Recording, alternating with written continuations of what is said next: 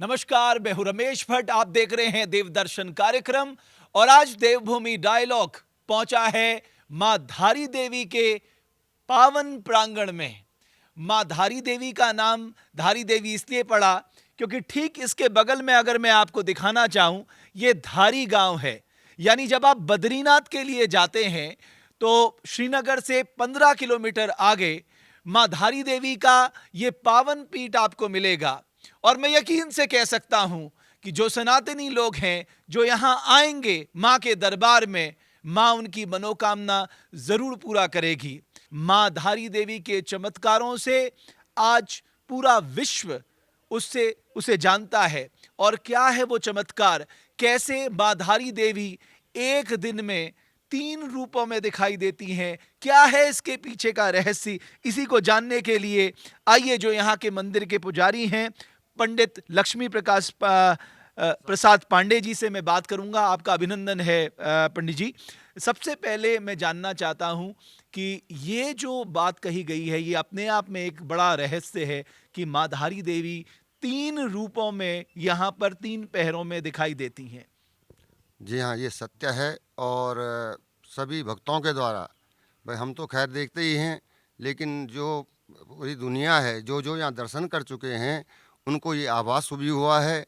आप सुबह के टाइम में आएंगे, आरती के समय तो आपको लगता है कि खिलखिलाती हुई, हंसती हुई एक छोटी सी कन्या है। और आप अगर मध्यांतर में आएंगे, दोपहर में अगर आते हैं 12 से 1 बजे 2 बजे के बीच में, तो आपको बिल्कुल दिव्य उसका युवा चेहरा दिखाई देगा। और सायंकाल को जैसे जैसे थका हुआ जैसे चेहरा होता है माँ भगवती का, कि जैसे कितनी थक गई हों, एक उसके बुजुर्ग के रूप में वो दिखाई देती हैं। हाँ, दूसरा ये कलियासोड़ जगह है, आपने मैंने बताया कि धारी गांव है। क्या इसके पीछे, क्योंकि कई सारी किंवदंतियां हैं, जनश्रुति हैं, है क्या? ये धारी गांव जो है द्वापर से बसा हुआ है। और किंवदंतियों में ये है कि माँ की मूर्ति स्वयंभू है। और ये पांडव लोग भी यहीं से बद्रीनाथ को गए थे, तो उन्होंने भी यहाँ पूजा अर्चना की थी। एक द्रौपदी शिला थी यहाँ पर, उसको वहाँ पर द्रौपदी जी ने जो है माँ की आराधना की थी, वो अब जलमग्न हो गई है, उसका प्रमाण था। और इनका जो नाम है कल्याणी माँ है, माता कल्याणी। कल्याणी काली जी का ही स्वरूप होता है। जब काली जी शांत हो जाती हैं तो कल्याणी होती। ये कलियासोड़ इन्हीं के नाम से जाना जाता है। कहा जाता है कि गुप्त काशी के ऊपर काली मठ है, ऊपर कालशिला है, वहाँ पर माता काली का अवतार हुआ था। और दुष्टों का संहार करते करते इस श्री क्षेत्र में जैसे उन्होंने प्रवेश किया, तो उनका भगवान शिव जी के द्वारा उनको शांत किया जाना, तब से मतलब वो कल्याणी हो गई। पहले यहाँ उग्र पूजा हुआ करती थी, बलि बकरे की बलि हुआ करती थी। हम लोगों ने 1986 में इसको बंद किया है। तब से जिसकी मनोकामना पूरी होती है वो घंटे चढ़ाते हैं। आप देख रहे हैं कितने घंटे हैं। हर 3 साल में हमको ऑक्शन करना पड़ता है, क्योंकि इसमें इतनी जगह नहीं है कि हम घंटे रख सकें। और कोई यज्ञ कराता है, कोई हवन कराता है, जिसकी माँ मनोकामना पूरी करती है। मतलब जो आए श्रद्धा लेके वो ले जाए वरदान। पंडित जी, एक बात ये भी कही जाती है क्योंकि प्राचीन काल में जब बद्रीनाथ धाम के दर्शन के लिए श्रद्धालु जाते थे तो एकमात्र संकरा रास्ता था जो गंगा से होके निकलता था। तो आदि गुरु शंकराचार्य भी आए थे और मैंने यहाँ पर उनकी आरती भी देखी जो संस्कृत में है। इस बारे में थोड़ा सा बताइए। यहाँ की जो आरती है वो यही है जो जगतगुरु शंकराचार्य जी ने कहा है, न मंत्रम नो यंत्रम, सुबह शाम यही आरती होती है। ये कहा गया है, हमारे पूर्वज बताते थे कि जब शंकराचार्य इधर से गुजर रहे थे, उन्होंने यहाँ पर सूरज कुंड नाम का स्थान था, वहाँ पर स्नान किया।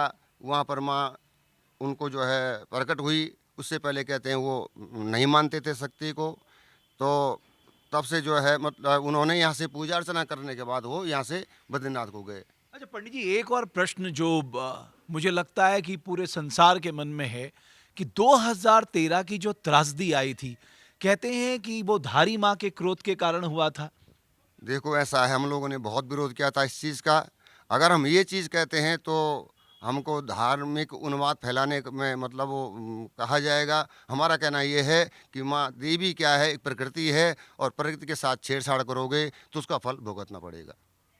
आपको लग रहा है छेड़छाड़ हो रही है? भाई लग रहा है क्या, सभी जगह हो ही रही है। अभी देखो, आपने देखा तपोवन में ये सब हुआ। ऐसा है कि जितना हम लोग विकास करेंगे उतना नुकसान भी है। भगवान न करे कल कोई प्रकृति भयंकर आपदा आ जाए, ये अगर बांध बांध टूटते हैं तो पता नहीं आगे क्या होता है, ये तो ऊपर वाला ही जाने। चलिए पंडित जी, ये सारी जानकारी देने के लिए आपका बहुत आभार, बहुत धन्यवाद। तो जैसा कि मैंने आपको कहा कि अगर आप माँ भगवती की पूजा करते हैं तो जब आप बद्रीनाथ धाम की तरफ आते हैं, चार धाम की तरफ आते हैं, तो श्रीनगर से 15 किलोमीटर आगे आकर आप माँ धारी देवी के दर्शन कर सकते हैं। और माँ धारी देवी से आप कह सकते हैं, या देवी सर्वभूतेषु शक्ति रूपेण संस्था, नमस्तस्ये नमस्तस्ये नमस्तस्ये नमो नमः। हमारी कोशिश थी देव दर्शन कार्यक्रम के माध्यम से आपको माँ धारी देवी के दर्शन कराएं, और क्या है माँ धारी देवी के जो 3 रूपों को बदलने का रहस्य, वो आपको पहुंचाएं। वो हमने आप तक पहुंचाया।